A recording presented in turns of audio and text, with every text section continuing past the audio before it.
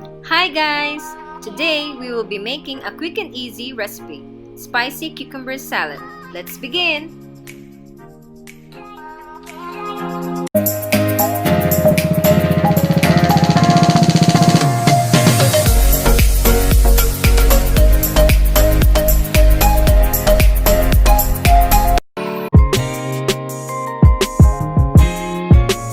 And I know that you're coming back home.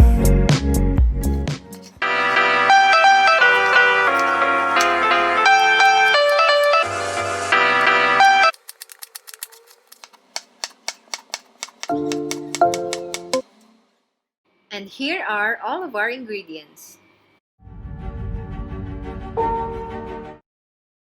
1 tablespoon of sugar, 1 teaspoon of black pepper powder, 1 teaspoon of salt,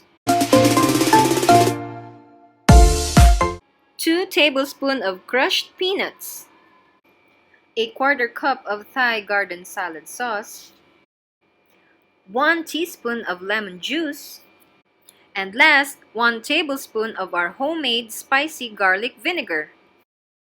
Then just mix it all and then voila! You now have the finished product.